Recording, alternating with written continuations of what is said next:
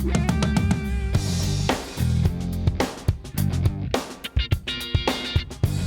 right, Coach, thanks for joining me today on this Simple Coach to Coach interview. Really looking forward to this one as I venture further out west, further west than Chicago, I guess. Really do appreciate you taking the time today. Yeah, of course. Just excited to be on and kind of share some of my thoughts on, maybe a little further west with you all. And D3 soccer is so East Coast heavy. And so sharing some of my thoughts about that, but also, just excited, Paul, that you've been able to, do these and share, some of the interviews with some of the best coaches in the country, at all levels, right? Jay Martin and some of the guys that, McCarthy at Messiah, right? And just amazing representation for D3 soccer. So I'm a D3 soccer guy and love what D3 soccer is in our country. So yeah, I appreciate the time. Oh, well, thanks for the kind words. I mean, I'll just say as an aside, I still can't believe people are actually like, yeah, I'll talk to you. Like Jay Martin, I never thought, whatever, but it's amazing. I mean, the support that I've gotten from coaches programs, and who am I, right? I'm just this guy who has probably too much time and weird enjoyment of things like this. So I think I do think it just shows the growth of the game, number one in our country. But yeah, D3 soccer, I mean, the amount of quality coaches and players that are at the level is, and it always has been that way. I think, I know you've talked about your own experience and my own experience. I mean, it's always been good, right? And I think it's just gotten better over the years, and the quality has gotten better. Facilities have gotten better. Coaches have gotten, a little bit more refined in their work. So no, I appreciate what you've been able to do to just draw attention to Division III soccer. Like, you're not having to convince us of that, but there's an opportunity, I think, for us to convince others of the quality of the experience that's soccer players going to get in the Division III world. Yeah, I agree. I mean, the coach, aside from watching the players, the coaches, I always end these things like, this was like, just amazing, the quality and the thoughtfulness, and there's a real sense of these guys are, and you included, I'm sure, are just sort of like, this is a craft to you, right? Like, it's not only about the soccer, it's about educating kids and all that. And then on the quality side, I'm just amazed at what some of these guys are able to do. Like, just from a player perspective, just so much better. When I started in the 80s, when it was just like you played on mud and you beat each other silly, nowadays you're like, wow, these kids can play, right? Like, they have a mind for the game, which I don't think a lot of us had back then. So, and I'm a product of the D3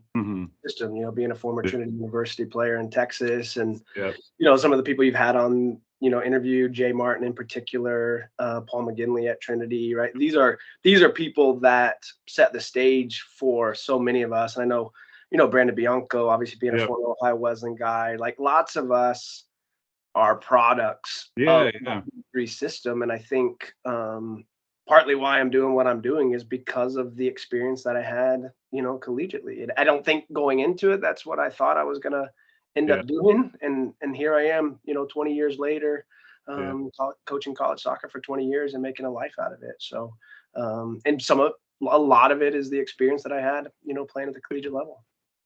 I will say that the coaching, like the tree of coaches, right? Like, hey, I played under so-and-so, and then I became a coach. I mean, to me, continues to grow. And I refer back to my alma mater, University of Mount Union, which has, one of the top football programs in the country over the last, if not the top, over the last, 25, 30 years. They've sort of placed college coaches from, Guy Cyprian and NFL coaches across the country as part of that, right? Like, it's not only a great program to play in, but it develops out this talent of really smart, really up and coming coaches that have, reached all sorts of levels, right?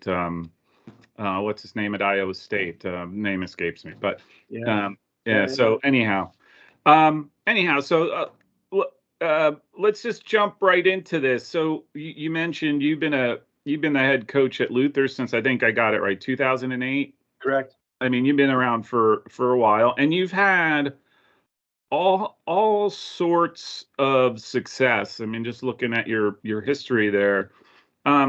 Maybe you could just talk about what your experience has been like, and then sort of how did you end up at Luther College? Like I mentioned earlier, not that you guys weren't, I didn't know you were there, but maybe it's because you are further out west that I just never thought that there would be soccer at Luther College. Right? Yeah, I mean, it's in, I appreciate that. I think when people hear Iowa, I don't think the first thing they think of is, hotbed for college soccer. I mean, they typically think it's a hotbed for wrestling in particular. Yeah.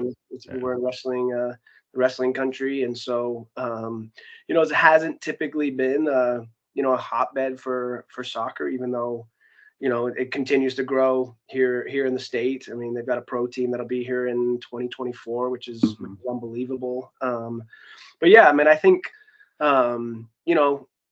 even prior to my arrival in 2008, Doug Mello was actually the coach that was here prior to my arrival, and he started the program in '80. Greg Vanny, not the Greg Vanny in MLS, but actually a relative of his, was the first coach in '89, and then Doug Mello took over, started the program, and there were 2 Elite Eights, in his experience as a coach here too, and just laid some foundations prior to my arrival.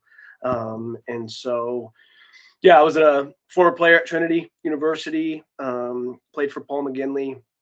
I'm a Houston, Texas native, and so was very much in a hotbed of soccer. Played with my Dallas Cup. We played at Dallas Cup multiple years throughout, through my youth experience. Yeah. Chad Riley and Chris Garcia-Prats were both on our quarterfinal Dallas Cup team. Chad Riley's the head coach at Notre Dame currently, and Chris Garcia-Prats is the head coach at UConn. These are 2 guys that I had a chance to play with, and we were, they were, here, and I was passing them the ball when I supposed to, right? So, and you were trained well, right? I trained well, right? I was smart. Give it to the guys who could play, right? And so, yeah, and so, like so many guys, like wanted to probably play at the Division I level, and Trinity University, kind of came into the mix, kind of late in the process. And Paul McGinley's a phenomenal coach, was building something there, and he wanted me to come down and kind of wrestle me away from some Division I options, and it was going Division III, especially at that time in the the late '90s, was not sexy, was not cool, was not what you should be doing, right, as an 18-year-old kid. And I think I was the only player on my club team to not go Division I or Division II.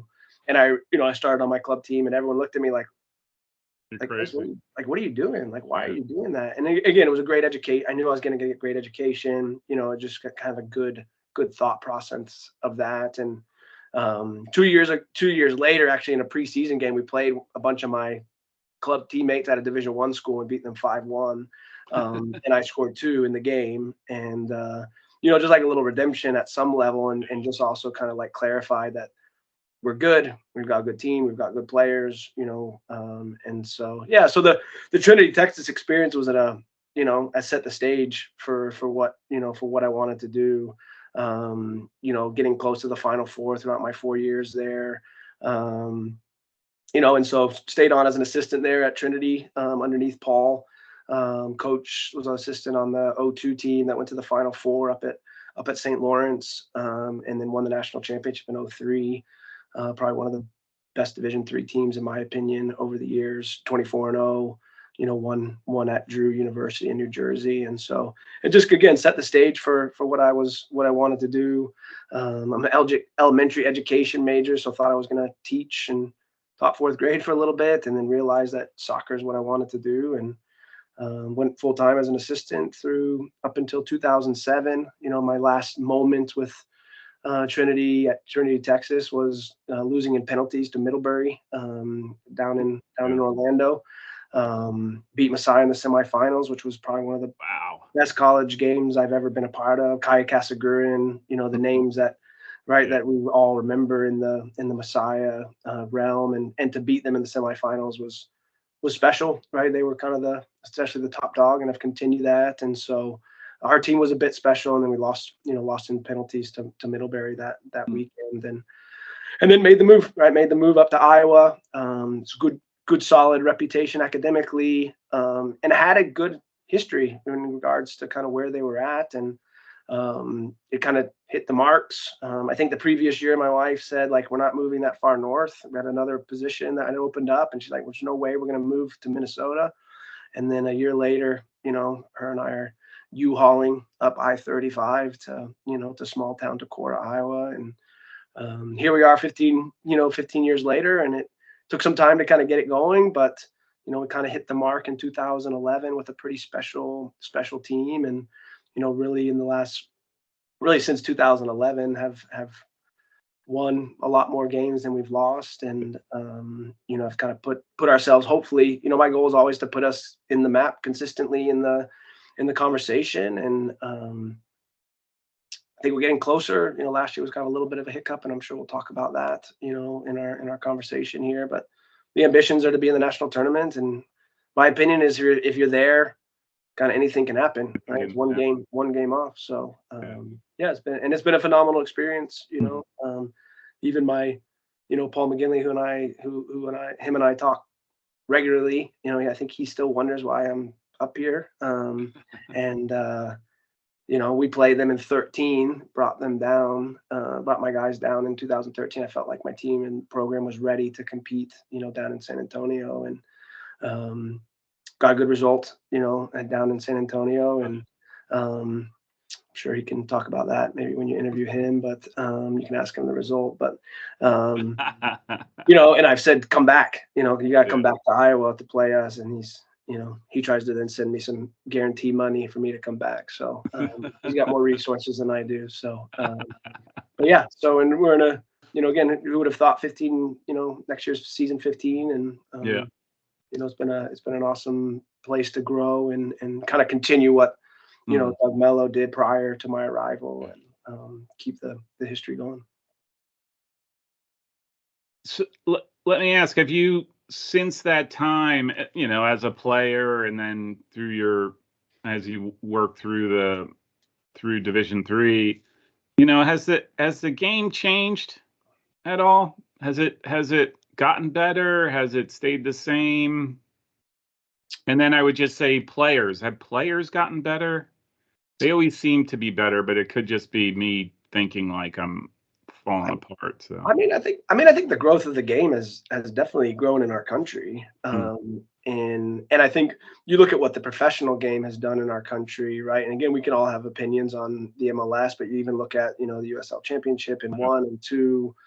Again, I'm not that old. I graduated 20 years ago, but like what's happened right in 2002, right? Like playing professional soccer was just not really a thing. I mean, again, it was, right? Because, but it was an elite group. And not to say that that's not the case now, but I think, you've seen just so much grassroots stuff happening around the country with, little USL 2 teams that kind of pop up. And then next thing you know, they're one of their kids is now playing for New England, and like you're just seeing a lot of that. And so I think that's improved, the top quality group. I think our, the kids that we're watching now, they watch a ton of soccer, and it's part of their life. I mean, it's part of their lives, right? I grew up, I played everything, I was a multi-sport athlete as a young kid. Grew up in a big family. I'm one of 10 boys in my family, and kind of a unique, fun, upbringing. But yeah, I played basketball and baseball and swam in the summer. And,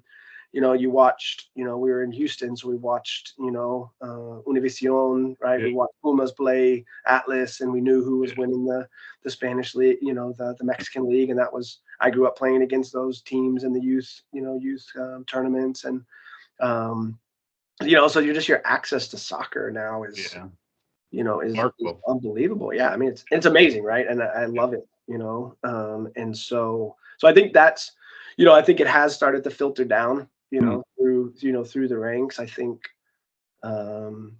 I think there's more coaches that know what they're doing. I think they're more educated in the game, and so I think that has again created another quality process. And again, we've got ways to grow as a country in regards to our development. But yeah, and I think again, and there's some good things and bad things. I was talking to our staff here recently about just coaching our own young men in our program. They're just so opinionated too in the game now, which is not necessarily bad. It's not a bad thing. I don't think it's a bad thing at all.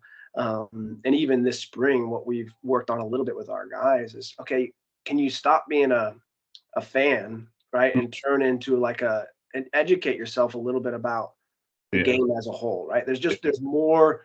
Again, when we watch a game on TV, right, you just see the ball, right? It's ball oriented. Again, the ball is obviously a huge part of it, but there's just so many nuances. And so part of, it's even some of our objectives here this, spring is just that can we gain a broader understanding of the game of soccer, right? It's not just the control of the ball, like what our movements, our defensive positions, right? How, the score line of the game, how much that matters. And so, but I think they're just bringing more ideas. And our teams, got players from around the world. I don't know if you had a chance to see the roster. We just have guys from all over the world. So, a kid from Northeast Iowa who lives in Decorah probably has a different understanding of the game. A kid from Spain, right? And a kid from Rio and a kid from, Germany, right? And so you bring all those together and you've got just different opinions on how the game's played, and not necessarily in a bad way. Different ideas, which is awesome, different cultures, but what the Brazilians and the Spanish players think about the ball is dramatically different. Totally. It was also a Midwest kid, and so some of those things are great dynamics that actually I think enhance what we're trying to do here in our team. But also some challenges, like they're going to challenge my ideas, maybe a little different than maybe when I remember playing. I just don't remember that idea, right? I don't, and I had great coaches, and I was fortunate to have, some amazing coaches in Houston and, obviously Paul at Trinity, and they made a huge impact, on my, belief system even now. So. That's funny. Like, you're right. They are totally opinionated now about how they see the game, but I think it's because they now have real life examples, right? Like, again, just, it was all we had for a while was like soccer made in Germany, which was, half an hour on a Saturday or Sunday. And it was recorded. And so you didn't really get to see those types of games. And now, like you mentioned, I can turn on the TV now on a know-nothing, Friday morning, and I can get access to countless games. The Guatemalan League, which is always my favorite. I go watch a Guatemalan League game or whatever. It's just, and I think that sort of formulates the opinions of these kids, and then they watch, Liverpool, Real Madrid, Barcelona. They watch all these teams, and now they're like, I like that, I don't like that, and then they stick it in their head, whether they realize it. And again, I think it's cool. I think it's cool. I mean, again, I think it's changed. You kind of use the word, that's the word change, right? I think it has changed the dynamic of the soccer dialogue and communication with my own young men. Like when I come in here, they know the ideas. I was at a showcase recently, and just the amount of pressing that's happening even at the youth level, and their understanding of those, concepts. For me, 10 years ago, pressing, wasn't happening as much, right? Probably happened a little bit at the collegiate level just because of the speed of the game sometimes. But it was, and then they sat back, and then they're in a middle block, and then they're in a medium block, and then they're down a goal and they're pressing again. For me, it was really cool to see, that progression. Again, I don't remember that as a player going through some of those kind of defensive kind of ideas. It was a lot of the ball. How do we keep it more than the other team? Possession was an important part of my youth development. And we almost looked down on other teams that maybe were a little more direct. That was kind of the nature of my background. But then I joined Trinity, which is, Paul's English, from London, right? So you get a little bit maybe more verticality in the game with his ideas, and and so it's just, again, I just think the thing that I've probably, over the years have started to respect all the different ways of playing. For me, that I remember I watched an interview, Roberto Martinez, right? Because he was at Everton and Belgium. And I remember, you know, he said the beauty of the game, right? Because we all think, and I've heard some of your comments about, you know, like your philosophy of it. Like his philosophy is like, as he's been in the game, is the beauty of the game is that you can win this game in so many different ways.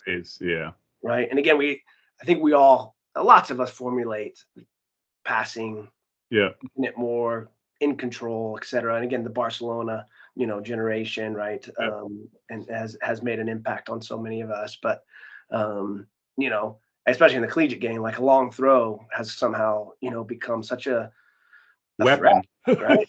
For sure, you know, for sure. And again, you know, I think it's easy for us to kind of badmouth that. Again, we've got Brazilian kids and Spanish kids, like they're like don't know what a long throw is, right, until they arrive here, right? And so you know, but it's right? It's a way, right? Is it a beautiful way? I don't know if that's the right way, but it's a way, right? And that's the beauty of this game, right? You could have less players and still figure out how to win game, right? Win games, right? For me, we've been a better team, so that's maybe not always the best when you're the best teams, but like for me, that's what makes the game beautiful. Is that you never know what's going to happen. It would get old very quickly if you could only win one way, and whatever that one way was, right? It would just sort of be like, "Yep, here we go." Here, and everybody would do that, right? And I think to your point, that there's and Roberto Martinez is like, there's so many different ways, like them or not. I always say like them or not, and I think as you get older too, it's like, I can see why. I always make the comment about Amherst. I'm not a fan of Amherst, the way they play. A little too chaotic for me. They're down your throat, but damn, are they effective? And you know, they have the accolades they do because they play that way and they do it so well. And it's hard not to give them kudos, you know. It's like, no, I mean, you have to.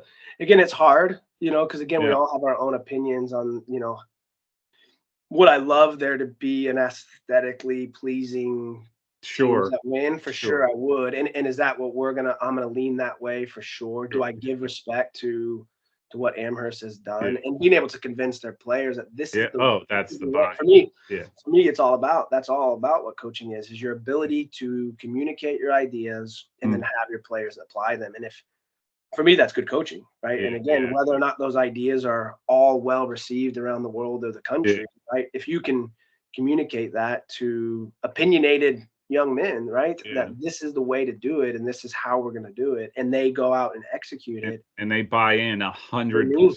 Yeah, I mean, for me, that's a testament to quality coaching. And again, we can all have our opinions on like we don't like that philosophy. But for me, so important to be able to communicate those ideas, right? Like I say, like it or not, there's something they're getting right there, right? They're getting it right. Like it's the combination of how they play and, like you said, the buy-in, whatever it is, that works because they are, you know, there is here 2 years in a row now, or 2 seasons in a row, you know, number 2, right? Like they lost the finals. That you don't get there because you know you're lucky. And I think in the collegiate game, right, because of those type of teams, you have to be able to handle it. You have to be able to play against a team like that. And if you can't, you're just not gonna be able to make it. And I would say, you know, one of the things that we've grown here is our ability to manage those type of the set pieces, you know, the situations, you know, the athleticism, right? If you can't manage, for me, you can't manage that over the season in a collegiate schedule. You won't make it, right? Because you're going to see one of those type of teams, you know, in your season, probably in the national tournament as well. And if you can't, you know, and again, you can put an asterisk by it and say like, oh, well, they don't play as good a soccer as us. Yeah, but they're progressing and you're not, right? And so you have to be able to. The goal for me has always been to be able to play, but then also you have to be able to battle and fight, and manage those situations. And if you can find the combination of those right, for me, that's how you progress. Like I said, when you in a season, you can't build your season around avoiding teams. You know, like you can't, I don't want to play that team because they play a certain way, or we don't match up. Like you can't, that is not a luxury for and progressing in the tournament, right? Like that is not a luxury teams have. You can't pick and choose. So you might as well get comfortable one way or the other of how to deal with those different types of teams, right? Like, yeah. And I think, again, I think D3 soccer, there's so many different philosophies that are in the game, so I just think that's added for me. That's just added to the quality. Not always adding to the quality of the soccer, but it's definitely added to the quality of the challenge and the quality of what different teams bring and different, again, what philosophies coaches, so again, one coach may be recruiting really big, strong athletes. And is that bad? Again, do we have our own opinions on it? Yeah, maybe. But at the same time, it's effective sometimes. And, and you've got to be able, again, if we're going to try and change the narrative around what teams are, making it that far, we got to, the teams that are playing good soccer, possession-based soccer, gotta win. You got to win, right? For me, why did the narrative change? When Barcelona was doing it, they won, right? They crushed teams, they killed teams, right? And so for me, and again, we're going to lean that way. That's how we want to play. It's kind of our philosophy. But again, if I don't win the game, right, we outpassed them and we, created lots of chances and controlled the game, but lost, 1-0 on a set piece, right? No one cares, to be honest, right? So the stat sheet, I keep looking for they play beautiful, they play ugly. Like I keep looking for those stats and I don't see them at all. So so you got to do. But for me, and that's what I've tried to do here as much as we can. And I think a lot of coaches are around the country of like, can we play good soccer, right, and win, right? And for me, and again, the good soccer can be debated a lot, but right, like passing oriented, right, ball oriented kind of soccer. And if you can do that, then good for you. And I think that changes maybe again if the top teams are in the Final Four playing that way. For me, it changes the narrative because that's who we're seeing, right? That's where everyone wants to get. We're still, we've been to, our program's been to 4, national quarterfinals, and we're trying to get to the Final Four, right? And that's that's what I'm hunting. That's what I'm, getting after and trying to be ambitious and put our kids in a situation to do that. So. Hey, different topic. So I've been asking this because I never thought about it until somebody mentioned it. But like, how tough was that COVID year for you guys from a program perspective, or how your players dealt with it? Because it was really disruptive. For me, there was no disruption because I've been working in here for 5 years. And so it was like, okay, not a big deal other than my kids were home. But yeah, so I don't know. Did you have any challenges, or did you guys sort of go through it and relatively unscathed? Yeah, I mean, I think in hindsight, I mean, I think it definitely was disruption, right? I think that's an easy one, right, for all of us. I think it was a chance for I mean, again, in hindsight, I've been able to kind of look back at it and recognize, I think it probably disrupted us more than I thought it was at the time. At the time, you're just managing what you've got, right? And so, and whatever comes your way, you're like, yep, I'll deal with it. Yep, and so, okay, here's the new protocols, here's this, and just kind of working through it. In our league, we played a bridge season last spring, so that was a great opportunity. In the fall, we were able to, I think we got to in some inter squad scrimmages, which again, like, and I've heard other coaches talk about, like, it was just such a highlight, like, for us to just play, right? I, of course, was like in quarantine because I was exposed. Like, I think I watched it after the fact, right? So like that was just kind of the world that we were in. And I think, and again, looking back at it, I think we enjoyed, last spring, but I think it's been a bigger disruption than I thought it was. We actually had an amazing recruiting class, which surprised me kind of coming into this past fall, really strong group. But yeah, we were a little bit on a, high, right? 18 national quarterfinals, 19 national quarterfinals. Right? Like we were kind of a little bit had some momentum. And I think it really, even one of my colleagues in here just felt gutted for me. He's like, oh, so I'm just feeling so bad for you guys, Chris. Like you guys were just rocking and rolling, and this is. And again, at the time I didn't really think about it, but I did. I think it did. I think it just changed.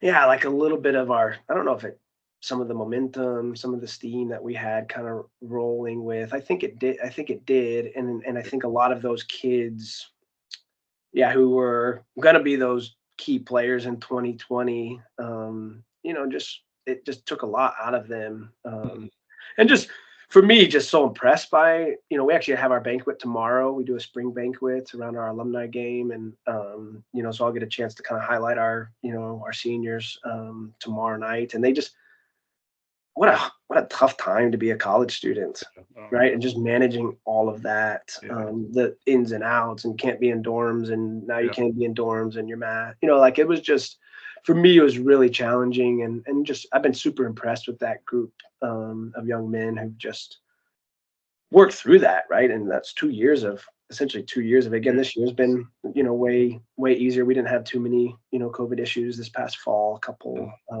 little change of games or that kind of stuff, but really compared to the prior year, like not much. But and so I think we're kind of coming, for me, I think we're kind of coming out of it. I think our fall was maybe reflective of kind of where we were a little bit, but I also believe we're, and me too, I think I was more impacted than I thought I was going to be, my motivation maybe got kind of knocked down a little bit. Not easy. Again, I've been able to share that with my own current players, about kind of almost where I don't know, my mental health, but I mean, I think, this past fall was hard. And again, it's coming off of COVID. I mean, I think some disruption, but also, I'm feeling amazing at the moment. I'm feeling amazing about where my team's at, and just maybe in a better headspace.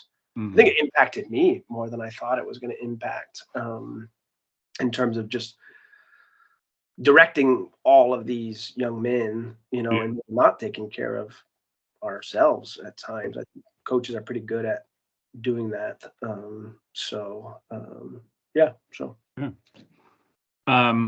It's just always interested to hear about it, because you're, like you said, like it was so weird. Like you were just sort of dealing with this on a daily basis. There was never like, okay, in 6 months we will be somewhere. It was like, no, what's tomorrow? Tomorrow is all we could look at, because as you know, right, it just, things changed and you were impacted in different ways on a seemingly daily basis. So I just find it interesting to see how teams have weathered it. All right. So you mentioned this, and we mentioned it, and I really really excited to talk to you, because I'm trying to get out west, right? Like, because of, right, it's very D3 soccer, right, wrong, whatever, and I think just volume is northeastish centric, right? Some Midwest, but mostly in that upper corner. And you're the furthest most west coach that I've spoken to. So, I was looking at the national championships, and then in the last 20 years or so, especially NESCAC and Messiah, I mean, they pretty much owned the trophy, right, in that time frame. And I totally get it's not easy to win.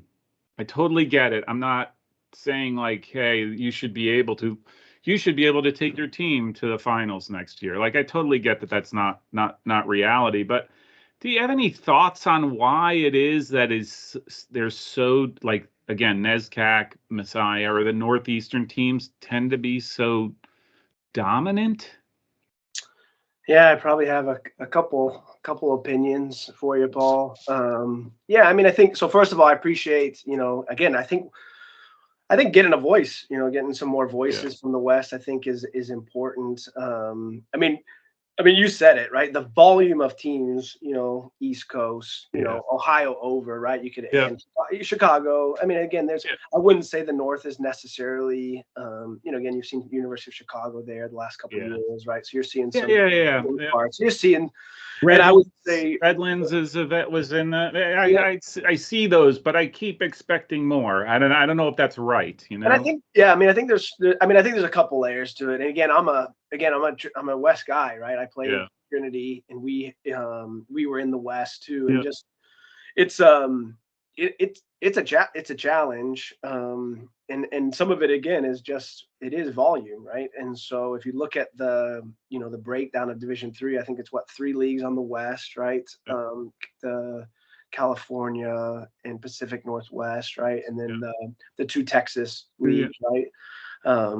So normally what happens, right? If you look at the historical data, normally only one of those West teams they get paired together, right? And then only one kind of represents it. And whether or not that's accurate in terms of volume, I think is tricky, right? And so, and I think you are asking, and again, I don't know if this is an excuse, and maybe it is, right?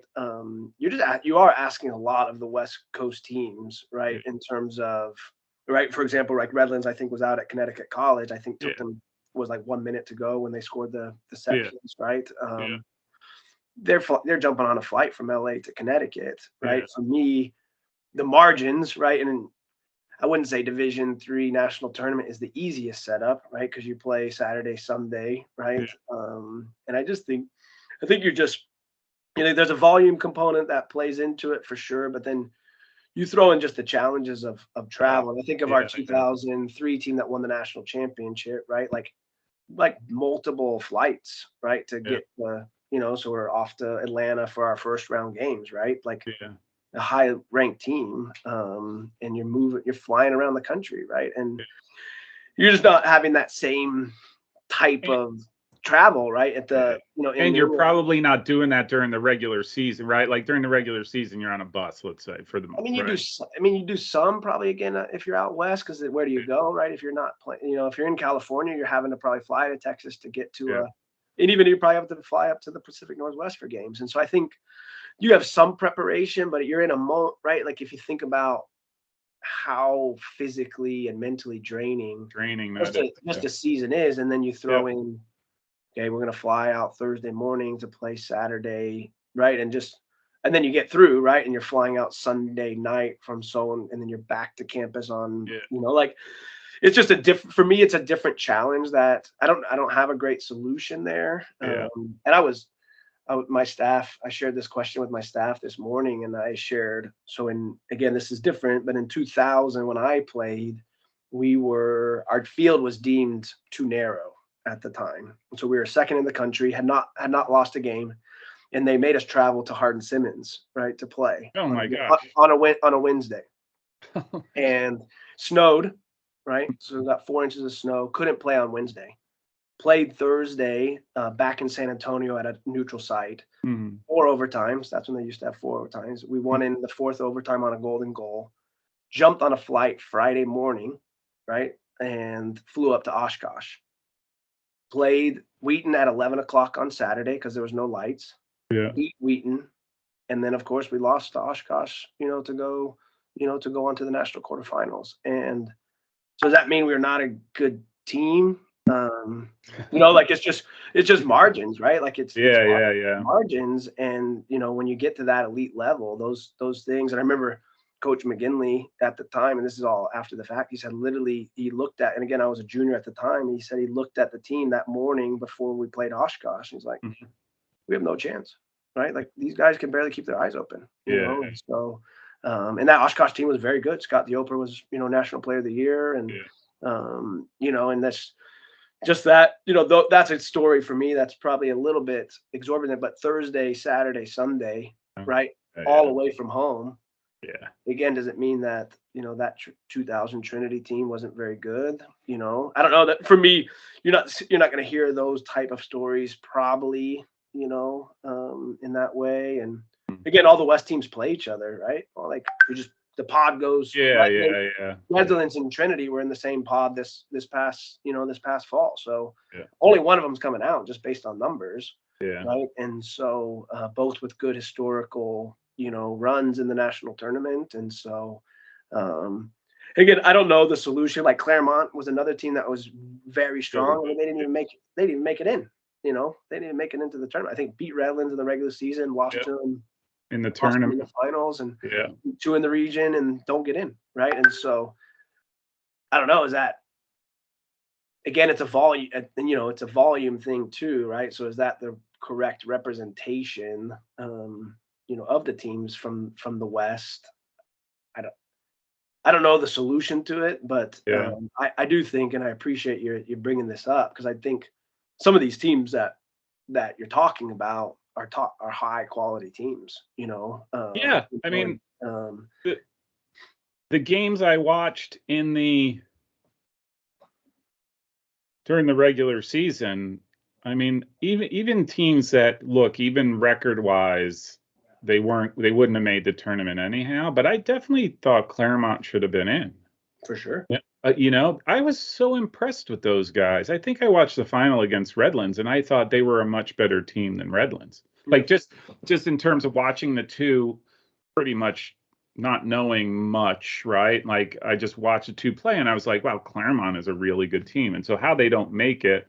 And again, I get the whole strength of schedule, but if you're I don't want to say limited, it's just not the right word, but if you don't have the ability to play, top 20 teams because they're all on the East Coast, not all of them, but a majority of them are on the East Coast, or closest one is Chicago or whatever. Like, who you can't, that's not the school's fault or not the team's fault, right? Like, so. And you use the word limit. I mean, I think there is some limitations, right? So like, how much are we, right? So again, if Redlands and Claremont haven't played strong teams, whatever we want to describe, so are they having to get on a flight and spend 15, 20 grand out of their budget to? Is that what you're asking of them, right? I mean, that's kind of what we're saying, right? Yeah. And so again, how do we? Again, I don't know. I don't have a great solution for it, but I do think those are some of the. I think that we don't create a narrative around it. We create a different narrative around it, which is, these teams aren't good enough to do it. But for me, and probably one of the things that when I came up here, right, up to the north, right, into the Midwest region, the understanding of, for me, like set pieces and that kind of really important part of the game was not something that was, I grew up as a young player. We never did set pieces. Like, it wasn't a thing. Like, and I would say is that a little bit of a South Texas, California, right, real kind of ball-oriented kind of soccer. I think 100% it is, but like I said in my earlier comments, right, if you can't handle that piece against those type of teams, it's been tricky. And I think, my evolution as a coach by coming up here was like, man, we just outplayed this team forever, and they ran 2 set plays. Yeah, and they won. And I'm like, we weren't organized well for that. I didn't watch that on film as much but now I always do, right? Yeah. And I've evolved to recognize how important that part of the game is, right? And if your team isn't organized in those 2 defensive set pieces and attacking set pieces, right, you could be out, right? And so that's been an evolution for me. But again, growing up in that culture, it really wasn't a big part of the game that we did. Like, or we just over the wall. That was great, right? But like, I don't ever remember as a youth player doing a set play. Like, it just wasn't a thing. It wasn't almost embedded in the culture and the philosophy of what I was taught. So it was always the closest thing to a set play organization was the coach maybe made a decision as to who gets to kick it, right? Like, it's the person who's fouled gets to kick the ball. Right, sure. Yeah, for sure. That's the extent of it. So, but yeah, no, I think again, I appreciate, I'm sure lots of people will watch this and kind of maybe say there's like some sour grapes there, but I think there's, I mean, I just think there is some really high quality teams that are coming out of the West. But again, they all kind of pot up into one, and so only one comes out, right? And so sometimes it's Redlands, sometimes it's Trinity, sometimes it's been, Mary Hardin Baylor, Yeah. right? Like, it's been it's kind of been, but then there's only one team right there. And so again, the representation maybe isn't amazing. And so, and again, how do we change that? That's a whole nother. That's a whole, yeah. No, I get that. I don't think it's sour grapes at all. I think, it's a reality that I think the West Coast teams do have to face and deal with. And, I get that the tournament is about getting the best teams, to me, right? Like the best top 64 teams or whatever, 62, whatever the number is, to start playing each other in this World Cup style tournament, right? Like, one and out. And if that is the case, I can think it's probably 6 or 7 teams out in the West Coast that I think from a soccer perspective could easily lay claim to that, right? That they're the best teams in the country. And I'm not just saying in this case, Redlands and Trinity, right? I mean, I think, like I said, Claremont was really good. I don't think their record was good too. Like they can't dismiss them there. And the Northwest, the Northwest League, Northwestern teams. Whitworth has done well. Puget Sound has a great history, right? Pacific Lutheran. There's another one. I'm like, what results? So, and they're good play. I mean, some of the kids that are going to these places are phenomenal. Yeah. And great. Phenomenal coaches like Ralph Perez at Redlands. I mean, a resume, right? Well, he's got about to have one of the best resumes in coaching in Division III for sure. Yeah. I think he's on staff with the World Cup team and national team. He's not I can only dream of that, right? So I watched that, right? That was he was there. I watched it, So there's the the difference in our quality. So, but I'm gonna keep looking into this because it really does intrigue me. I mean, especially over the last 20 years, right? Like there's something. I don't know. Maybe it's me, the idealistic one, right? Like, it's hard for me to think that so few teams can dominate so much. Yeah, and I think like you mentioned it, like there's just challenges, right? So like winning it is so hard. Yeah. I get that. You throw like 4 more challenges in. Yeah. Right. And again, does that make it? Again, it sounds like I'm saying like it's easy to win it. I'm not saying that, but it's is there more challenges for teams in the West? I don't know. Like it seems that way, right? It seems like a flight across the country is different than what somebody else has to do, drive 45 minutes to the quarterfinal event. I don't know. Like for me, that's hard, right? Again, it's just another challenge, right? Yeah. So if this team has 5 challenges and this team has 10 challenges, does it mean that one team can overcome those 10? Maybe, right? But it's another one to deal with, right? And just but like you said, it's margins. Does that impact the margins enough to anyhow? Yeah. No, I appreciate the dialogue around it.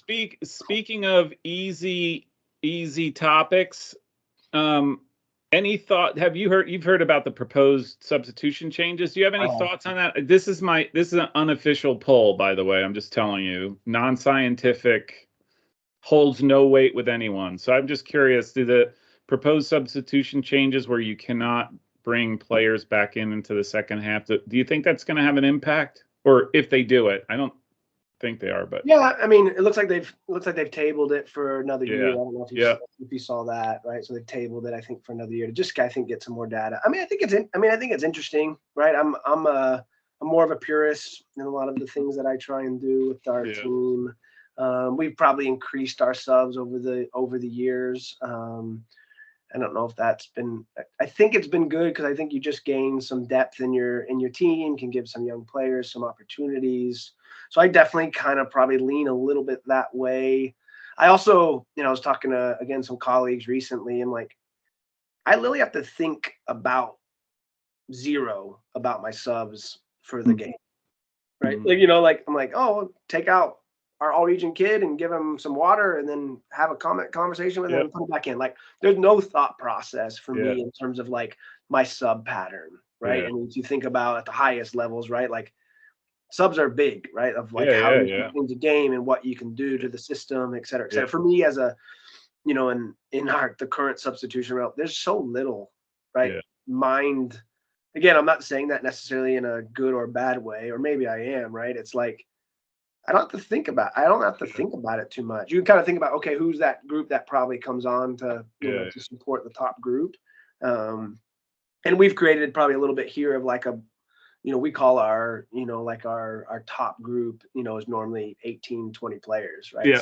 It's not 11 anymore. You know, that's not how you make it. You can't do it just with 11, right? Physically, you know, and so, I mean, I think it would change us coaches having some thought process around it, right? Like, you know, I think lots of people are worried that it's going to really impact participation, and it may, right? I think some coaches aren't going to make those changes, right? But again, if you're going to run your top kid, right, over, you know, through those games, you know, you're going to see the impact that that's going to make on that player as well over the course of the season. So, you know, again, you may have to have just a different process with it. And I've thought about it. Okay, like, what do we do? Okay, this kid's our guy who's going to score. Do you start him second half, or maybe he doesn't start second half, and you want him at the end of the game and at the last 20 minutes to go, right? Like, for me, it would change the soccer process for so many of us coaches. And are we not saying that we're lazy in regards to that process, but we don't have to think about, for me, we do not have to think about substitutions, right? And so the game's so fast at the moment, you know, like the game never slows down for our players. And even for teams who want to slow it down, the other team's fast, right? You know, so, and we're pressing and they're pressing, right? And so, like, you know, and you physically almost can't do it unless you do the subs. So I think for me, again, this is more, it just leans towards my philosophy on things. I do think it would slow the game down potentially a little bit, and just, you know, does it get on the floor a little bit? Can you play as direct? Can you press every minute?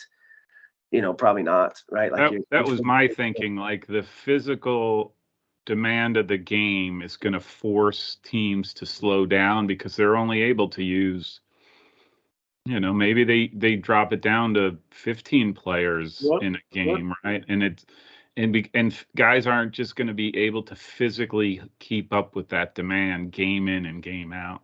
That was my initial thought. Yeah, like, and that's probably mine. That's probably mine too, right? And again, I lean that way, so maybe wanting that to happen, right? But also at the same time, like, do you, you know, your use of your young players, right? So, for example, like, hey, I may put this kid on for 5 minutes to give him a break. Well, I can't do that in the future. So either he doesn't play, which is obviously an option, or does he play 25 minutes, right? Because right, that's not, you know, that's not the best use of my sub there, right? Like, I've got to give him 25 minutes of experience versus 5, right? Which we do, right? We, like, how many subs are like 3 minutes and 6 minutes?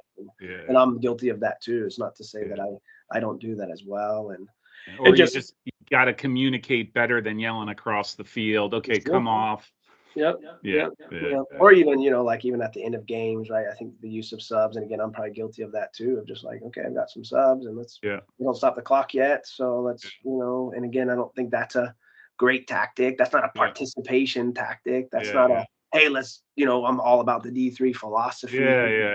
No, that is entirely about winning the game.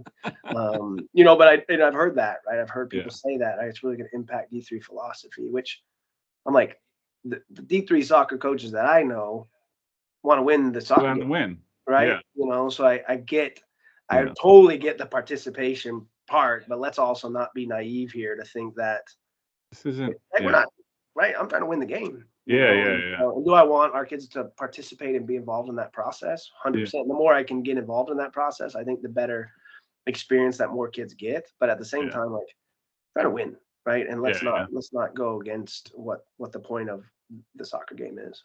Even like any school, any college or university, I haven't yet to find one where winning wasn't the ultimate objective, regardless of their division, whatever their mission is, all that stuff. I mean, you know, you step on the field to win, as far as that. And it's not, again, it's not a win at all. It's not a knock. No, right. You're not going to forget. That's not my belief system either, right? It's not like win at all costs kind of idea, right? But like, if you're playing in a game, you should try and win it, right? Like, that's not for me. And if you don't want to do that, that's not you're not going to be successful here in our place if you don't want to step on the field and win the game, right? If we're playing 4v4 in training, try to win it. If we're playing, doing a rondo, win it, right? If it's a shooting game, win it, right? Like, so for me, that's, and if I'm having to like convince you that that's an important part of your makeup and your mindset, like it's not a good, it's not a good fit for you. Hey, let me, I was looking through the website just trying to figure out, and I noticed, you carry like a roster of 55-ish guys, 53. My counting was a little bit off. I didn't have enough coffee in the morning, but, and then you have a developmental squad or a reserve squad that plays like 10 or 11 games. I'll say, like, that's the first time I've seen. I think John Carroll carries a lot, but they don't have a reserve squad. But I don't see that very often. I mean, is that a school thing? Is that a league thing or conference thing? No, it's a great question, and I think so. Our squad is probably, it's the highest number we've ever had. So, and there's a couple reasons, and this question is asked to me every time I sit down, for lunch with a prospective family and student, right? They're like, what's going on here? And so, so it's a question I'm pretty skilled at, and some of it. So I would say a couple things, right? We've probably included more first years this past year than recent years, and we've kept some on the older side as well, right? And that's kind of something that's probably grown and evolved, and probably got to I would say typically our roster's been kind of in that high 30s, low 40s range, right? So this is, for me, it's a bit much, right? And did I, again, talking about COVID, right? Like, I almost think, did I not like have the heart to say to kids that you're done with your career? I think honestly, I probably was in that mindset, right? And is that not an elite mentality? I don't know the right word to that. And so we kept a lot more kids, but we're normally in that kind of 40 range, and I think we will be, moving forward. We've had to make some decisions here this fall, because it's too big of a roster, right? It's not even manageable. I still don't have a full-time assistant here, but part of our philosophy is to be in that 39-40 range, which again sounds like a lot, but it's not. It's pretty typical for a collegiate roster to be in those ranges. But part of our philosophy is we actually don't have a reserve squad, and we train together every day. And so part of that is difficult, and people wonder, like, how do you do that? And we just do, right? We've kind of made, what we're doing is giving a chance to some kids to see if they can develop, right? So that's part of it. And they've got to play with our top group. Right? They can't be set aside, because if they're set aside, then they're not going to develop like we want. And then we've kept some of the older guys who, normally we're having conversations, especially as they're, finishing up their sophomore year, to say, like, here's your pathway, or here's where things are going to look. And I pride myself on having those honest conversations, especially with our older guys, to say, like, listen, you're a junior, you're going to be a junior, right? These two kids are above you, right? Like, I want you to know, right, this is out of respect to you, that if you want to focus on some other parts of your collegiate life, then do that. But if you want to stay, you've got to know that your minutes are not going to be heavy, and you've got to still buy into what we're doing. Right.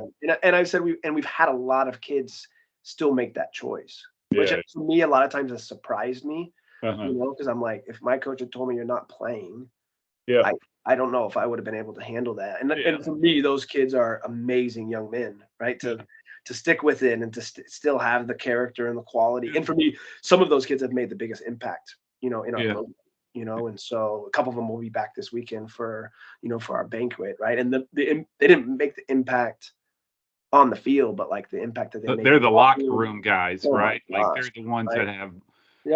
They have all the heart. Most of those guys have all the heart that stick around, and they're contagious that way, right? And they push along the guys who get time, right? Like, and they're the kids that everyone talks about still. Not the kid who scored all the goals. No. Right? And so that's kind of for me, that was an evolution, that I had to make here as a head coach as well. Just like seeing how important those young men are to the overall culture of the team. So that's one. And then we do the heavy, reserve schedule, right? 10, 12 games, which is a lot. Yeah. To give our young men the opportunities to play, right? You're not going to play, right? There's only so many guys that are going to play in the varsity games. Yeah. But that reserve schedule for me is an important aspect of the development of our program. And so, and the amount of, some of our top kids, I'm thinking of, we have multiple conference players of the year who played in the reserve games as first years. Yeah. Right? And so, they were amazing players, but they needed some development. An outlet.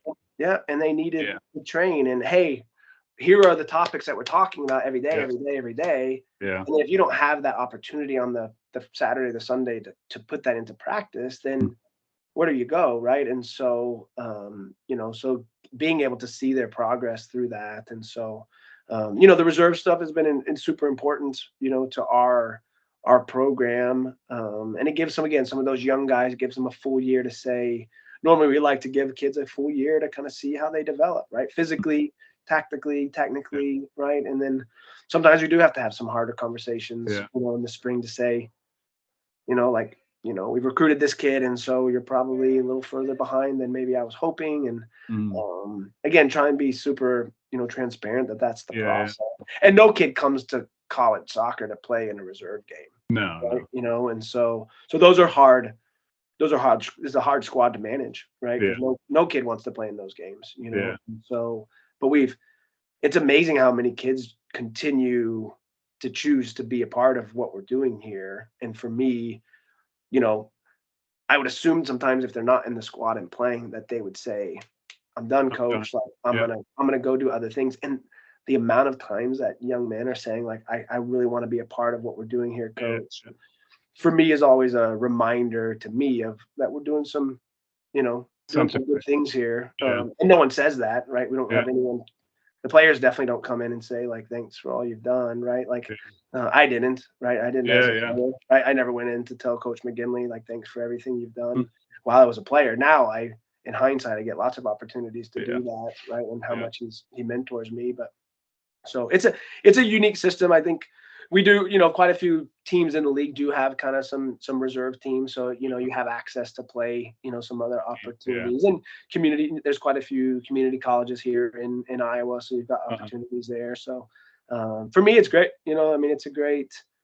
It gives those kids a chance to develop. We watch the film, right, with them, right? We break down the film with them. It's probably the hardest, to be honest, on our staff, right? If I think there was 1 year, we share a full-time assistant with our women's team. I think they did like 6 games in 7 days. 2 varsity men, 2 varsity women, 2 JV men, right? Like it's a lot of experience, right? I guess, but like not the best for your lifestyle, right? So, so I think it's something we'll continue, right? I don't think we'll continue in that size of the roster, right? And so, and we also got like commitments of kids. Normally you go after 3 kids, you get 1, right? And we got 3, like lots of times we went 3 for 3, For me, that's not my typical yield rate. But it was, last year. And so that was a little bit unique, as well. So. I always say, like, tell my kids, like, games are the reward for training. And if you don't have that sort of thing, even on a reserve, if you don't have a player give them the opportunity to play a game, they become sour a lot quicker because all they're doing is training and they're not seeing anything at the end of it, right? And so that's why I was like, oh, that's for the roster size. I was like, that probably is that reward, right? And look, you're getting to play, and there's a lot of, to me, there's a lot of benefits to it. I was just surprised because I don't see it very and there's a reward, and we just have great stories too around it, right? So like Marcos Villa, who's one of our all-region kids, in his first year didn't play a ton, but broke the high school scoring record here in Iowa. So we knew we were getting an amazing player, but just like wasn't extremely ready, as a first year, right? Which happens, right? And so through the reserve games, he just starts to bang in goals, right? And then next thing you know, he scores the game winner, in our conference final, right? So like it's a development piece, but there's some long-term development pieces, but there's some short-term development pieces too. And our players have recognized it's a fluid group, right? So like if you're performing, right? Or even if you're coming back, like maybe a kid's coming back from an injury, Yeah. you're using it almost like a professional team. Like, okay, this kid needs 45 minutes of playing. Yeah. Let's go play. We've got Sunday reserve game. Like, let's get you 45 minutes, see how you feel. And okay, we just built up some fitness there. So for me, it's a multi-layered approach to being successful. And again, for me, kids aren't just choosing to come to Luther in Decorah, Iowa, right? Without some, we're not just getting that hallmark. We're not getting hallmark players, in my opinion. And so we've got to have a developmental approach here that's smart and that gets kids to be, at the top as they progress through our program. So and feeds you over the year, right? Like just Yep. So outside of the recruiting process, you're just sort of developing the players to feed your own team and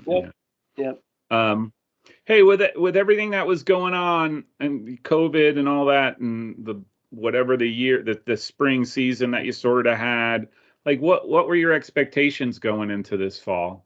We had big expectations. I mean, our group is super ambitious, so national tournament, winning trophies is pretty typical. I think our fifth year, our seniors that graduated were 4 trophies in a row. So there was just an expectation, which can be good and bad. I think the expectation of being, the top team in the league and being one of the top teams in the region has kind of been what we've been. And so I think managing that expectation, I think, was really hard for our group.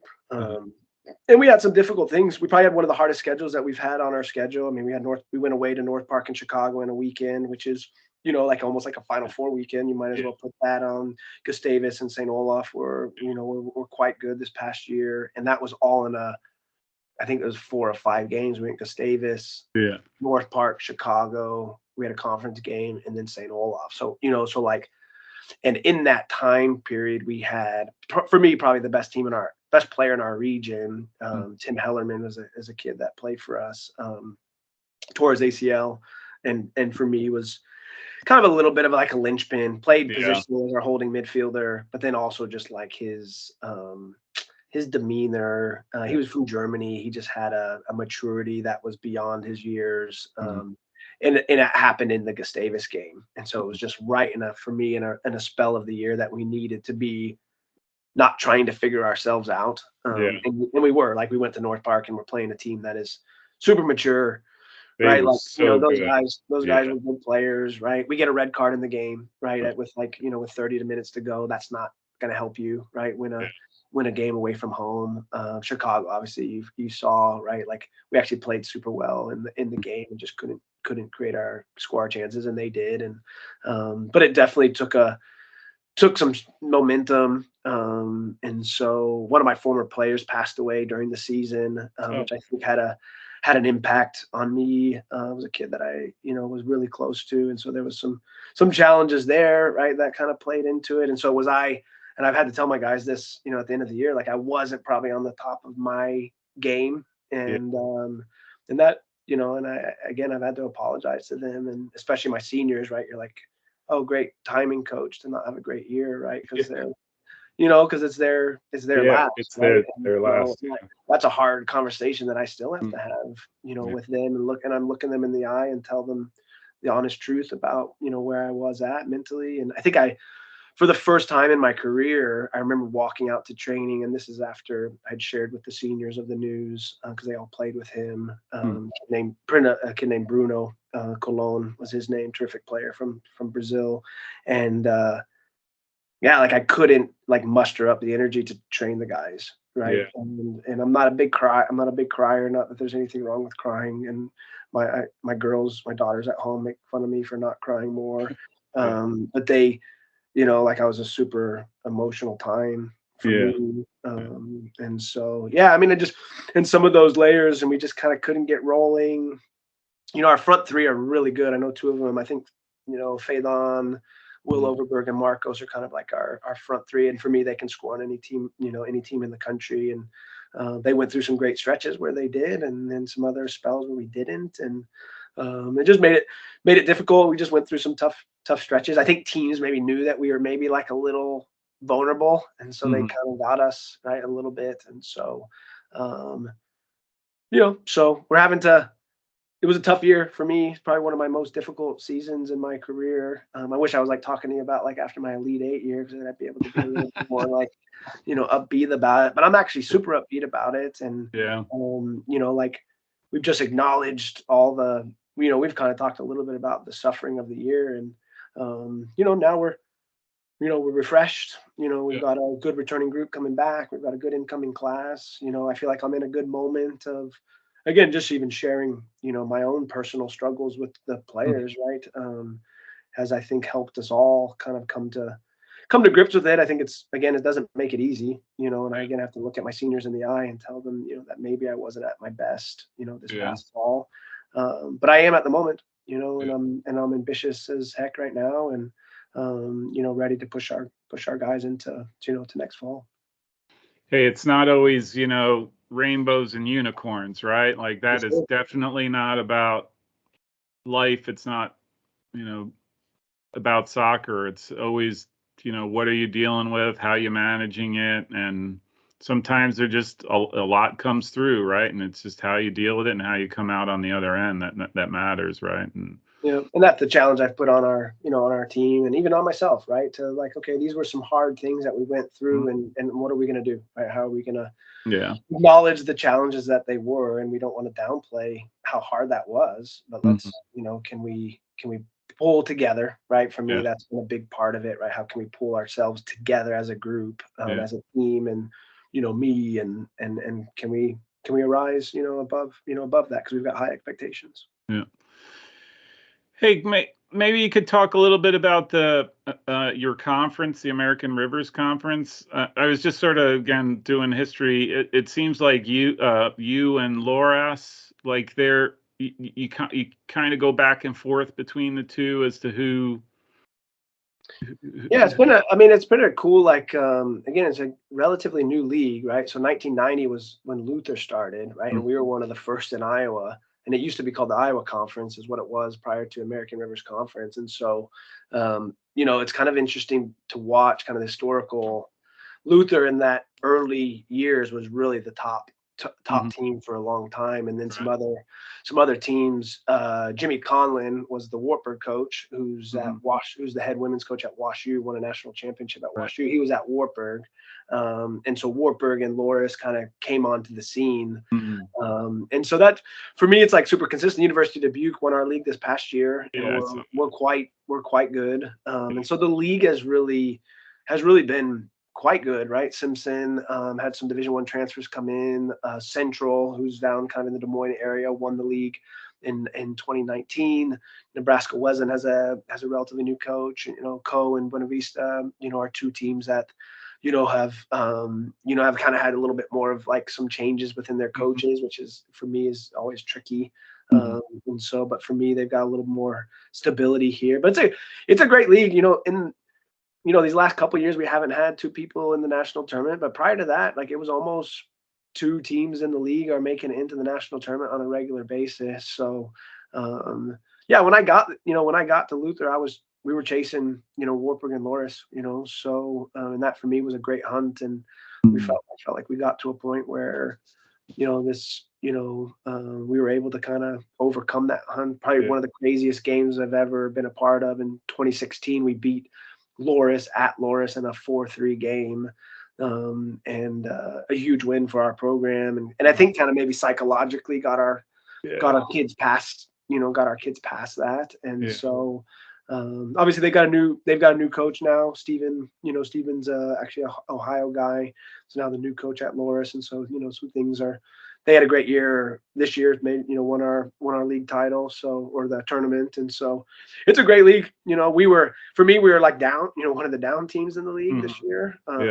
But for me, it's like, there's 4, 5, 6 teams that can kind of win the league. And I've had some solid history in terms of their runs in the national tournaments. Luther, Loras, Wartburg have made some solid runs, through the years. It's a good league, good coaches, it's kind of the MIAC, Minnesota League and the Rivers Conference. We've got, the WIAC On the men's side is not heavy. There's only Whitewater and Platteville. So it'll be interesting if Eau Claire just added some teams. So yeah, it's a good, the region's good. It's fun. It's a fun region. The Minnesota League is awesome too. Just some phenomenal coaches up there too. St. Thomas was had made some Final Four runs as well. And they've gone Division I now. Yeah. So that was a fun little stretch as well, because they were one in the region, we were two in the region, or we were number one region, they were two in the region. So for me, that was a fun little rivalry that won't exist. That won't exist anymore, which is kind of disappointing. But all right. Talking about a couple players, Marcos Vila and Will Overberg, the all region players. Like, how important were they for your team this year? Yeah, really good. I mean, both are so different. We got a kid from kind of the suburban Iowa, and then we got a kid from Madrid, Spain. And so just the dynamic that they bring. Will is super dynamic, right? The amount, like, he literally can just run past players, right? Yeah. At Chicago, he ran almost past their whole team and almost got to the end line. And almost scored, right, to put us up in the game. And so just super dynamic, right? Can score goals, right? Super consistent. Just powerful runner. So so super vital, right? Can score goals for us. Marcos, for me, can play with his back to goal, super comfortable there. He's not a big kid, so that sometimes those matchups can be a little bit challenging. But for me, just good focal points to our attack. I know Faydon wasn't one of our all-region kids, but he's another kid who plays out on the right. And just they all can beat players. They can all combine. They're all good soccer players. Physically, athletically, can compete at the level. So they're probably our most experienced group, which is obviously great, right? You can score. I mean, I think they scored almost 40 goals between the three of them. So that's obviously good. And all three will be back. Both Marcos and Faydon will come back for that COVID year. So I think obviously that's exciting for what we've got. Wow. But so obviously a lot of goals coming back, but obviously we also know sometimes that stability of the team comes from other areas, right? Yeah. We're super young in midfield, super young at the back, which hasn't been our MO, right? Like if you talk about development and getting us to places where each year in and out we're back, and so we were a little bit young in those spaces and inexperienced, and so I think that played out exactly kind of what the year showed. But also that group is almost entirely back, here for this fall. So now I have to, because you said those three guys are coming back. Again, I keep forgetting the COVID year. Every player that's been in has a COVID year, so for the next 3 or 4 years, there's going to be guys who are returning, right? When they normally wouldn't. But all right, so I'm going to hold you to this. Sort of what expectations are you starting to formulate in your mind about the fall? I think big ones. This is recorded, by the way. Well, that's fine. I think big ones. I think we're coming off. We played our one date of competition just this past week, and played a USL 2 team. In a scrimmage, and then another D3 school, and did super well. On the day, and again, a little momentum hopefully can kind of carry us into the fall. I think we've got super high expectations, right? I don't think, to be honest, my hope is that this past year was a little bit of a blip, and so 10-7-3 is not amazing, right? I think for what we're, the standard that you're wanting to get, but also winning season, conference semifinal, some positives to take from the year. Gained a ton of experience, I think. So, I think it's similar, right? I think it's similar to be battling for a league trophy, right? I think is a reasonable, ask, and I think getting into the national tournament is a reasonable ask. We'll be playing good quality teams again. Chicago's coming to play us here, return a trip to us. So we'll see there. St. Olaf's back on our schedule. Gustavus back on our schedule. So we'll see, we'll see quality opponents again. And again, you can hold that to me, because our guys are feeling the same way, and a couple of our fifth years, right? Marcos and Faydon have, are 2 kids that have been a part of lots of trophies, and they want to leave the place in a space where that can continue for our young players. So, not too different, to be honest, from what it's been in the past, and looking forward to getting started. Look, it might not have been a year that you were expecting for a whole host of reasons, but 10-7-3, if that's a blip of a year, that's not a bad blip, right? I think if the wins and losses were flipped, that might be a bigger issue, right? That's the way I look at it. And if that's a down year, that's not too bad. So, and it's true. I'm finding I don't think kids would be coming back if they were going to, if they didn't have expectations for something bigger and better, right? I would agree. Yep. I think the prospect of going to work, getting on with my life after 4 years of school, COVID, all that stuff, or I can hang around because we have a really good team, right? Yeah, and I think they feel that. I think the group feels it. And again, we've had to do lots of work throughout this, throughout the off season and into this spring season, and again, we've got our work cut out for us, and I think we're ready for that challenge and ready for what this season kind of has in front of us. But I think you're right. Yeah, again, if they didn't think something could happen, they would move on with their lives. Yeah, exactly. And both are super, fired up about, those opportunities.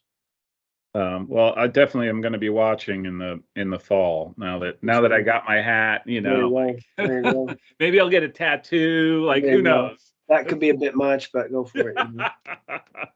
You do you, right? Like, there you go. Hey, just to shift over to recruiting a little bit.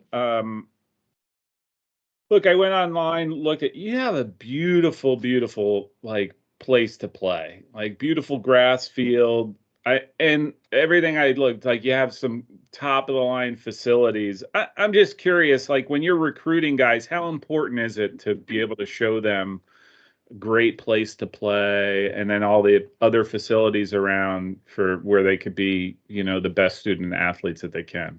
Yeah, I think it's good. I think the facility dynamic has changed a lot over the years, right? I think kids are wanting to play at a good facility. So I think, again, I'm a soccer purist, so to be on the grass it's amazing how that's become an advantage in the last 5 years, right? Like everybody plays on turf, and so they come to play us, and it's what we train on every day. It's what we play on. We've got 4 practice fields that are next to it. Sometimes you almost don't see it. I mean, it's almost, for me, it's the amount of what we can do on a daily basis with just our space is really good. But I think it plays a dynamic. I think, I wouldn't say it's something that we sell a ton. I mean, again, it's what we have. So I'm not, the kids can see that all on the website, just like you can, and they can come experience. Our game day experience is pretty awesome we get a great following.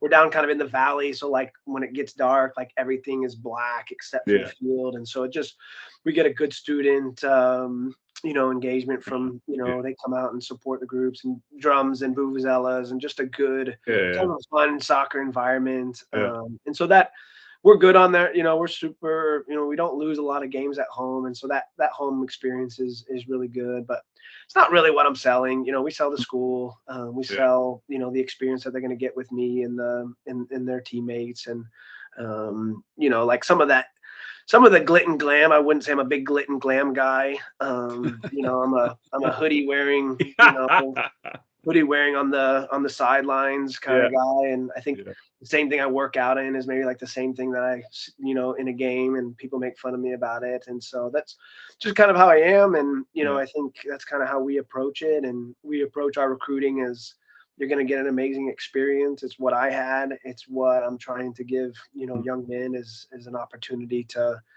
love their college soccer experience and to get to know people at a deep, level with their friendships and can we create great moments, of winning and championships, along that. Because for me, sometimes you have teams that are really tight, but don't win. And there are some teams who aren't tight and win. And our goal is to do both. And so create that opportunity for our young men to win and have championships to share, but with people that they care about. Very good. So in the recruiting realm, do you look for good soccer players that are going to fit, or are you looking for guys who fill a position? So if you have a particular need, and I get the goalkeeper is particular, right? You can only recruit a goalkeeper, but are you looking for a guy who you think, they can play center back. They could play, right, defensive mid. They could play right mid, whatever. Or you look at just like yeah, I would say a little bit of both. I mean, there's some needs that need to be filled, and so you got to make sure that you fill those needs. Goalkeeper again is super unique, but I would say so many kids nowadays are pretty positional oriented, and so I think central midfielders can play different roles. A good central midfielder probably could be a good right back, right? And you see some of those type of things depending on how you want to play. We play kind of a hybrid, kind of 4-1-4-1. So there's some evolution of kind of how we try and do things. But yeah, I mean, good soccer players, right, normally can kind of find their way into the system. And again, do you have to kind of change things? Yeah, a little bit. I mean, it's not a perfect science, but I almost try and recruit a full 11 each year, which again it's not what you execute. So you may get 2 center backs in year 1, but then none in year 2, and then maybe 1 in year 3. And so now you've got a depth chart at each of those positions over the 4 years. And kids do transfer and injuries happen and lots of things happen. And so that kind of gets you to that, that 40 range, in terms of the roster. So, I mean, for us, we like to play. So I think kids who can manipulate the ball in a great way, good passing, for me is really important. When I go and watch it, if they can't do what I need them to do with the ball, it makes it difficult. And so it doesn't mean that we say no, but it just there's going to be some development that has to go there. And then may be up against a kid who's just technically a little bit more sound, and it allows us to do execute some of the concepts that we're trying to do. So I always say if you can't do things with the ball in a good way, if you can't pass the ball well, you better have some other attribute that is so off the charts because I think players forget that, like the fundamentals of the game, like you have to be able to capture those, and then and it's what the game demands, right? So as the higher you go up, the more you pass, right? So I don't know what the numbers are. 8 of 10 times you have it, you pass, right? So you have to be. That's 80% of what you're doing with the ball. So you got to be successful, in that aspect of the game for sure. Hey, just honest question. It's another one I sort of ask everybody, especially since you're looking at players who, that are coming through their club, they're through high school, what have you, and you're bringing them into your program. Like, what do you think are some of the biggest differences between a kid who's coming up and is entering the collegiate world, and then for a kid who's already been there?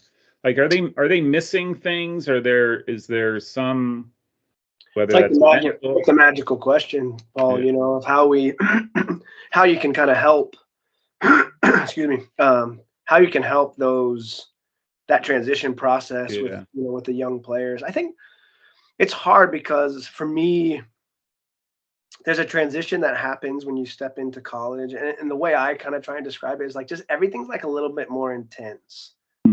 Your classes are more intense, right? Right, biology in high school is different than biology in college, right? Like the intensity and the requirements that exist in that.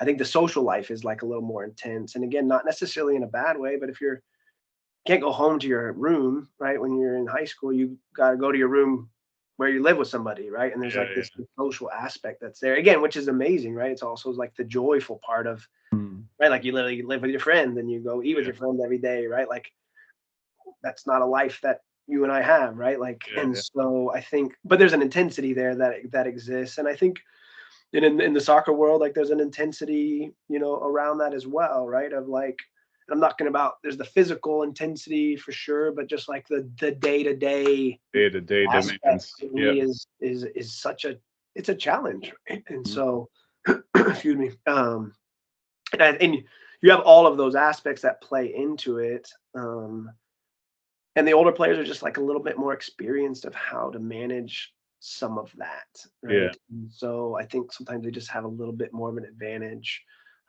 in some of those areas. And so like, how do you make those changes for those young men in high school to like, can you create some more intense environments? I don't know. Those are some tricky ones, and the kids who who do transition well, whether or not in some aspect they've just had a little bit more intensity in some of those areas. Some of the prep school kids for me can make some transitions a little quicker because they've kind of lived in that residential environment, and so that's been an interesting kind of, we haven't been a big prep school recruitment place over the last couple of years. Some kids, out east have come this way. And so that's been interesting, right? Like they've lived away from home for a year or two, right? They've lived in a residential environment. They've been in the dorms with a friend, right? So like, are they going through a different kind of transitional process versus the kid from Minneapolis who lives at home, who, has been by himself, has, lived in his own room for his whole life, right? And so I don't have a great answer for you there, but I think that's the reason why I think there's some challenges and some transitions in that first year.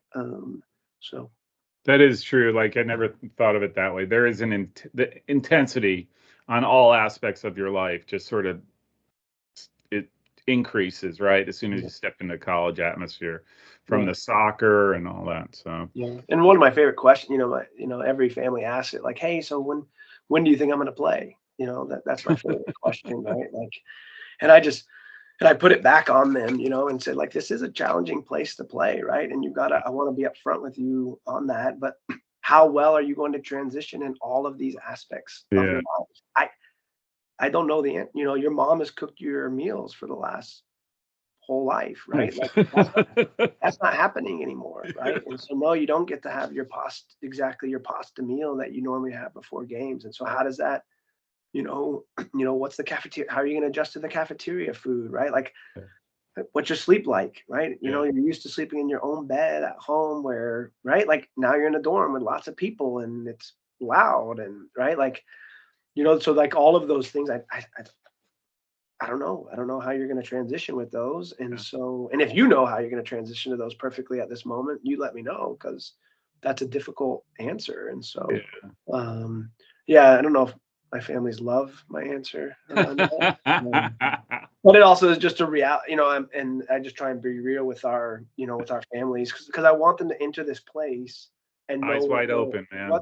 Know what they're going to get, know what my intensity is going to be like, because I'm a pretty intense coach, but also I'm going to care for you deeply, off the field, and care deeply for you as a person, right? And your decision as a player is different than who I value as a person. And so I don't like the pass that you made, but I like you, right, as a person. Right? And for me, that's an important thing that I communicate with our, with our families and our current players too. So I've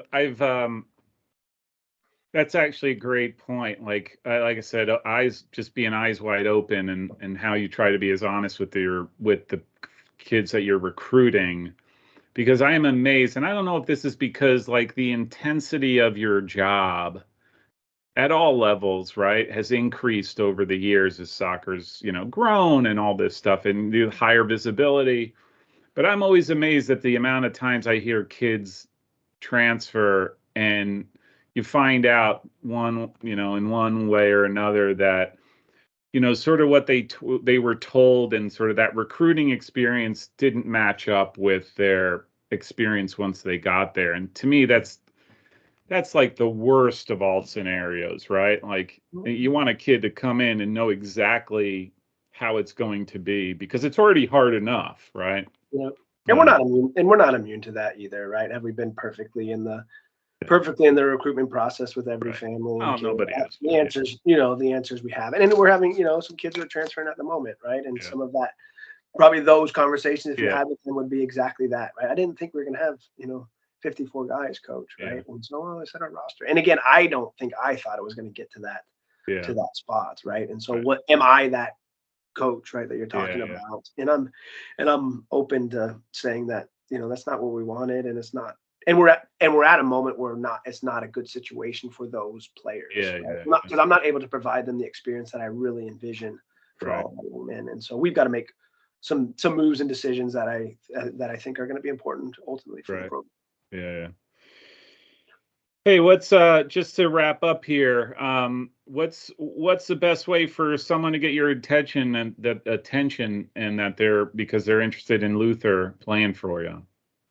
Yeah, I mean, I think the easiest one is an email, right? Just get in contact with me via email. Our ID camps are an important aspect of what we do. I know that's probably something that every coach kind of says, but for me, when a kid comes to our ID camp, they kind of go up a notch in a lot of ways.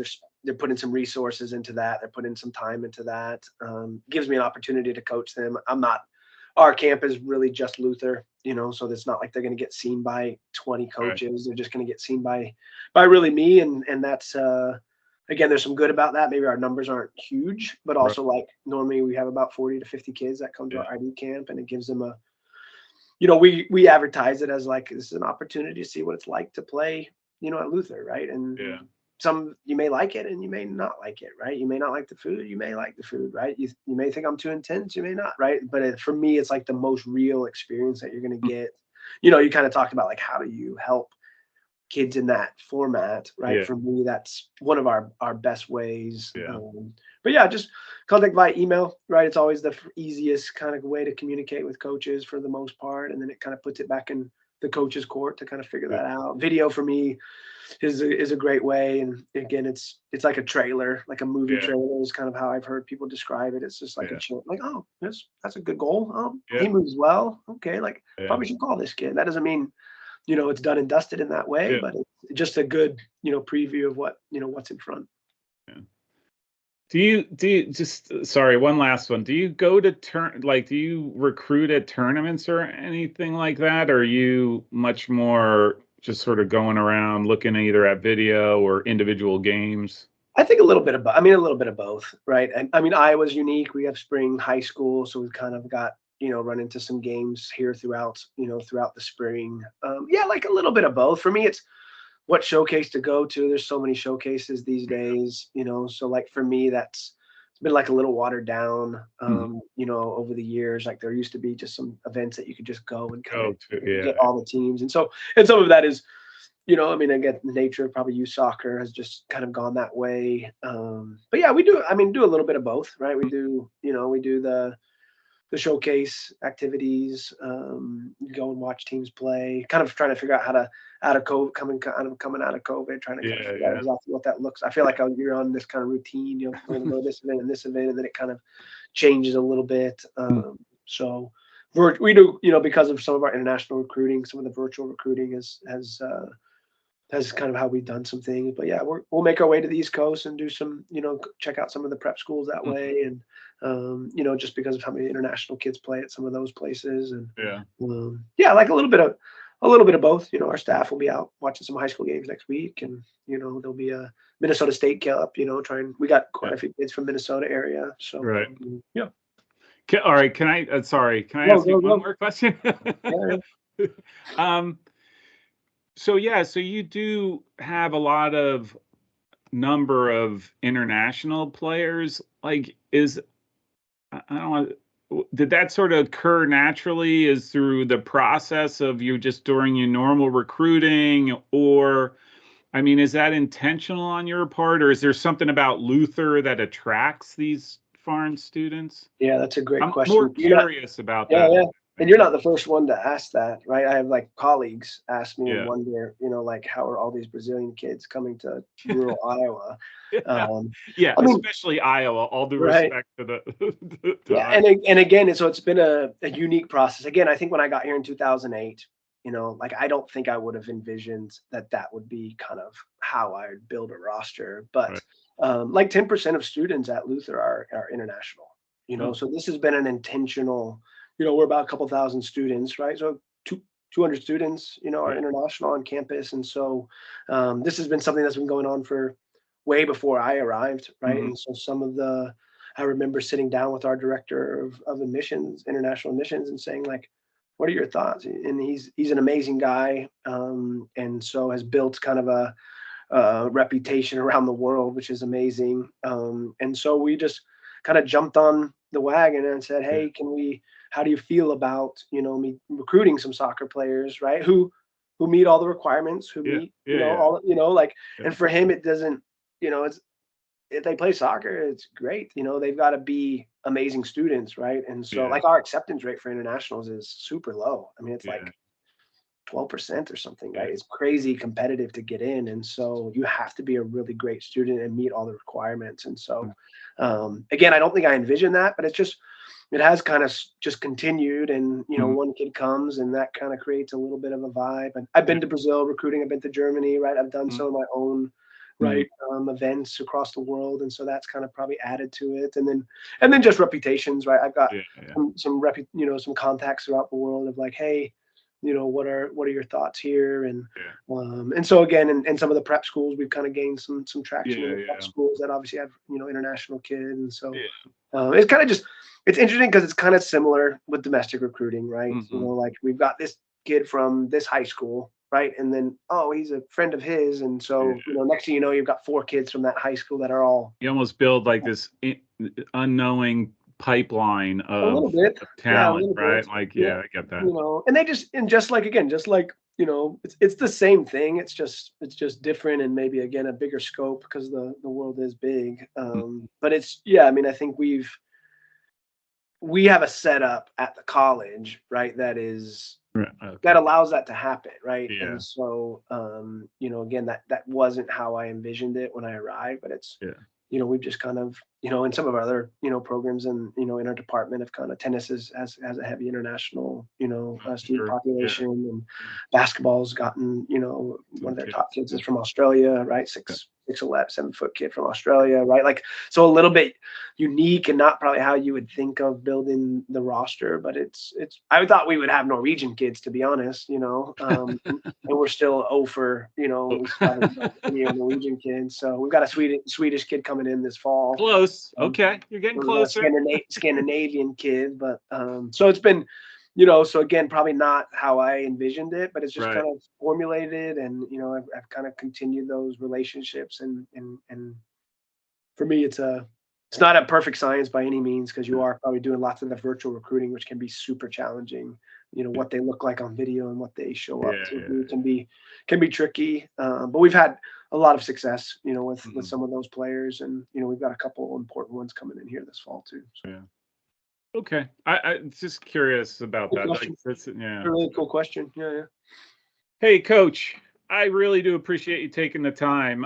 You find that you have a fan in New Jersey now. I got my hat. I'll be watching you guys in the fall. Hopefully, we can connect before your season starts just to sort of see how you're doing and just talk that through. But really do appreciate you taking the time, and this was fantastic. Thank you very much. I appreciate it. Yeah, thanks again for all your work, and spreading the word of D3 soccer. So I think all of us D3 soccer coaches have jumped on the wagon to see, and we love it, right? And to see some more people love it only makes us happy. So we'll get there. We'll keep going. So awesome.